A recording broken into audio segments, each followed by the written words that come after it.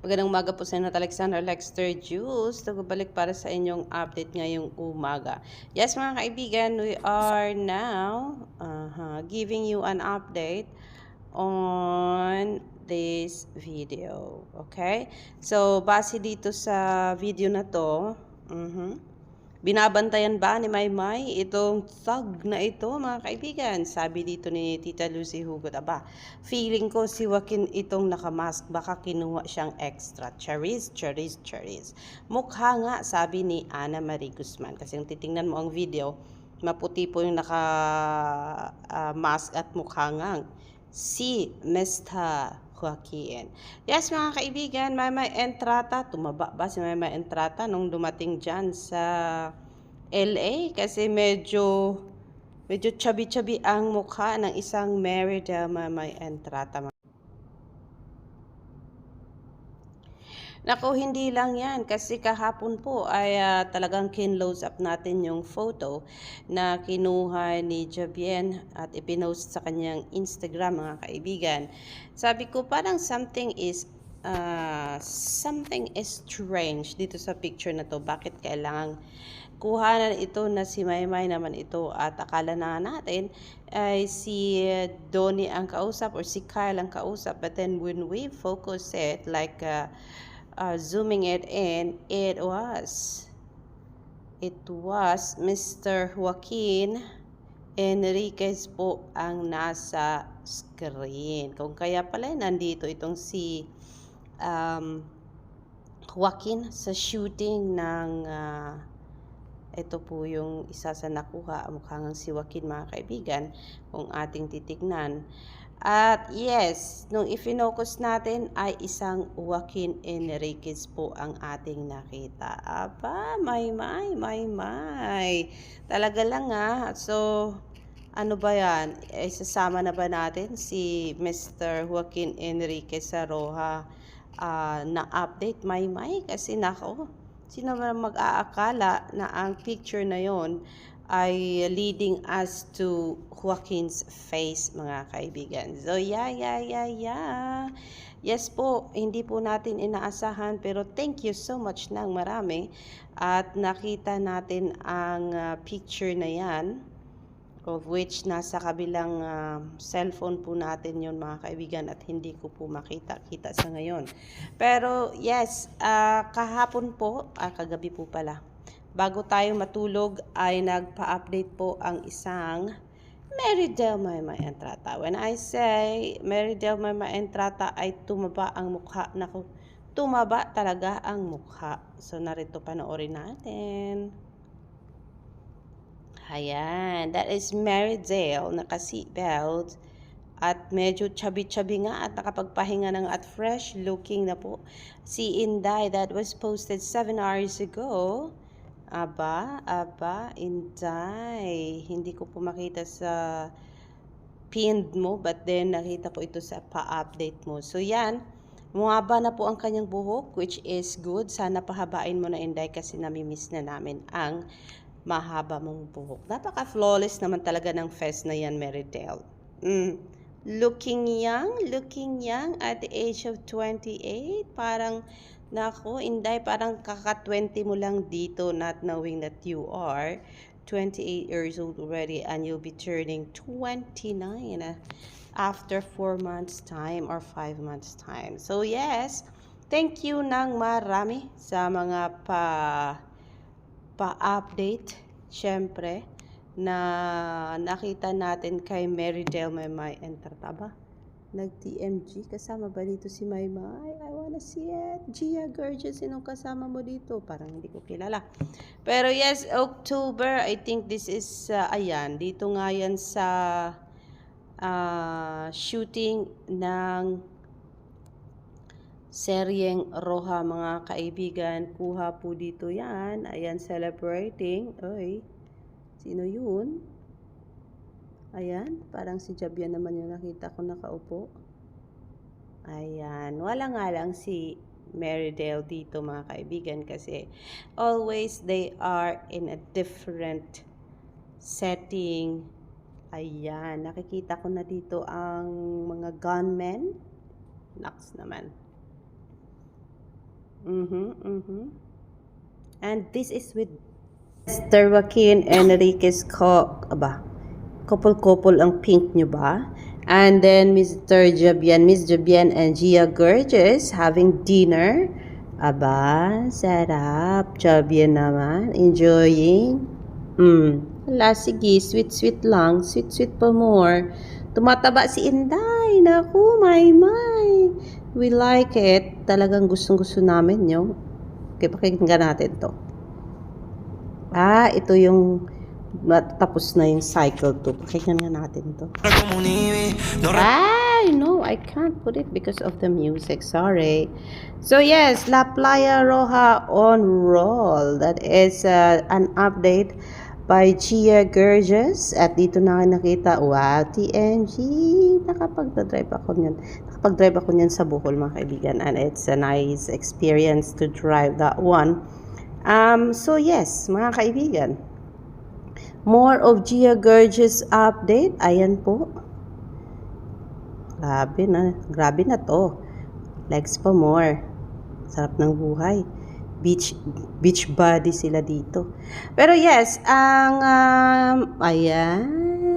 Thank you naman, Gia. Magandang bata naman, nakaupo sa gilid. Nag-aantay ng queue niya. Thank you so much. Wow. Talagang sige. Ayan, si Maymay. Pretty mo dito, Day, pero parang pawis.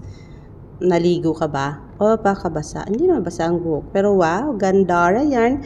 So yes, mga kaibigan, talaga ni Maymay. Jogging with friends. Yun pala, nag-jogging pala sila. Nahuhuli si Javian. Sige pa, exercise pa mo, Javian. Mahabol mo rin yan. Pagod. Pagod si Javian, o diba? Napatawa tayo ng early morning. Pero yes, yun nga lang.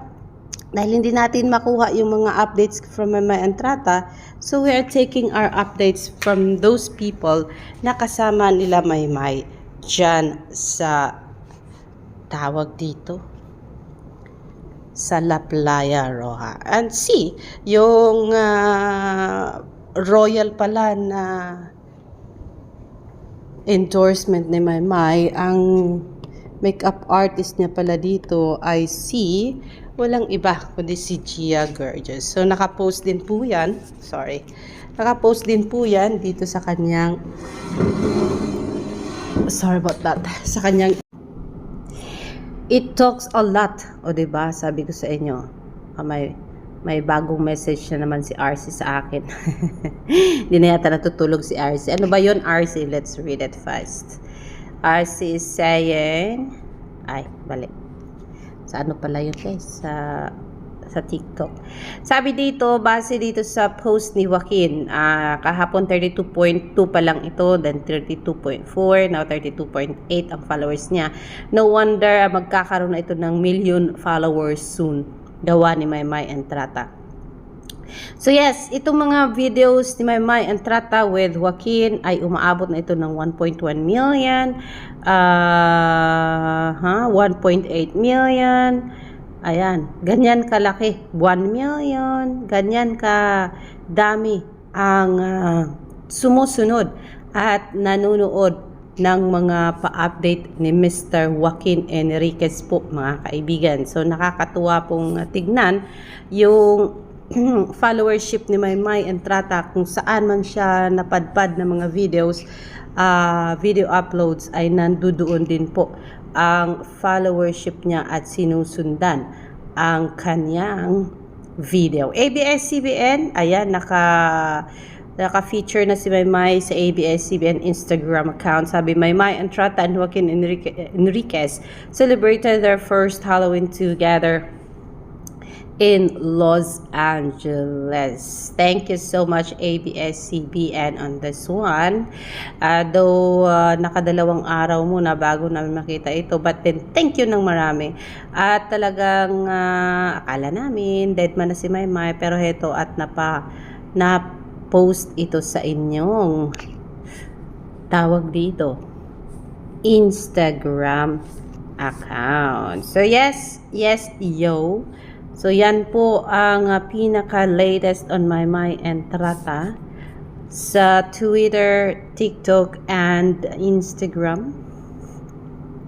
Ang kanyang post po sa story ay nandiyan pa rin po hanggang ngayon. So kung gusto nyong mamarapatin yung panoorin, ay pwede nyong puntahan sa Facebook account si Mama Entrata at makikita nyo ang chubby face niya. Mama Entrata's post is having 323,000 likes and 3,700 comments. Menji Little Tahan Langit is here. Mia Antonio, bakit lahat ng boyfriend ni Maymay parang kamukha ni Edward? Di ko po alam kung bakit, baka nagkataon lang po. Si Edward ang pangalawa po sa naging boyfriend niya at mas okay na din na hindi na sila ni Edward Barber po. Kasi cheater siya, kawawa naman si Maymay. Junie Abby, sabi niya baka kasi yun ang type niya talaga, ganun yung itsurahin. Doesn't mean gusto niya pa din si Edward. Kasi di ba ang unang crush niya sa artista ay si Enrique Hill. Tapos dumating si Edward sa PBB and so si Edward yung medyo matagal niyang kasama. Like 6 years, 5 years love team, tapos 2 years or 1 year sa bahay ni Kuya. So, at dahil nga magkamukha, hindi lang natin alam kung bakit. Baka yung mga kagaya ng mukha ni Edward talaga ang mapangasawa ni Maymay dahilan sa halos sila lahat ay kamukha ng isang Edward John Barber. Baka si Edward ang future niya po. Sabi naman niya para daw kahit di niya nakuha si Edward, ikamukha naman daw ng jowa. Loading nga niya kasi si Enrique Hill, o diba? Pati si Mika inaalala niya. Gwapo parang si Edward. Diba Halloween moms? Ba't parang Valentine's yung atake? Yun nga po naging prince kasi sila at princess sa kanilang celebration ng Halloween. So yeah, ganun, kaganda. O diba, ano to, Halloween or Valentine's Day? Tapos napatawa pa sila, Halloween Day, hindi Valentine's Day. Muese, ha ha ha. Anyway, glad you are happy. So marami ang masaya para kay Maymay and Joaquin. Bagay naman sa kanyang damit niya. Yung ibang artista nga, mas masagwa magsuot. Anyways, model naman siya and she's in her happiest mood. So ayan, hayaan nyo na daw si Maymay maging masaya. Tama, her life, her rules. Tama, diba? My life, my rule. OMG, she's taller than him. No, kasi nga po, nakatakong lang po si Inday. But then, taller talaga si Joaquin ng konti kay Maymay. Aba, may mga pogi naman nagbago. Ang pogi naman at ang bango ng jowa daw tignan. Kamukha ni Edward. Nako, yun talaga ang unang mapansin ng mga nakakita kay Mr. Joaquin Enriquez. Sabi dito ni Rihanna, yung iba makakomment akala mo hindi patay na patay kay Maymay noon. Yung isa din umalis ako sa GC, ang babas din na lang masaya sa buhay ni Maymay at makamove on. Mga babae pa naman pinipilit yung gusto nila, hanggang love team na lang talaga sila. Paiba-iba daw ko ng lalaki si Maymay, pangalawang boyfriend niya pa lang naman yan, kaya iniiwan kayo ng mga asawa niyo. Sa ex ni May nag-wish pa ng mga yan.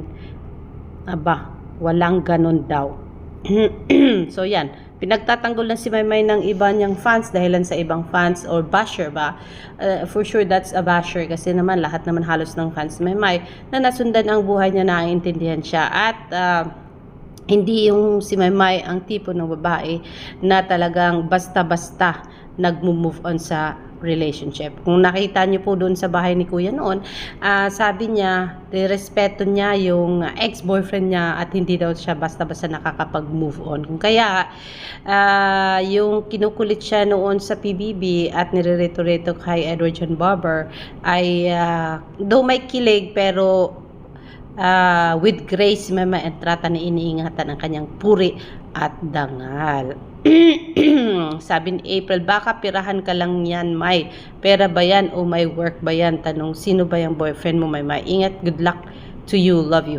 I think no. Kasi nga po si Joaquin Enriquez, nadaan tayo sa kanyang profile bio sa TikTok, ay graduate na po siya ng college.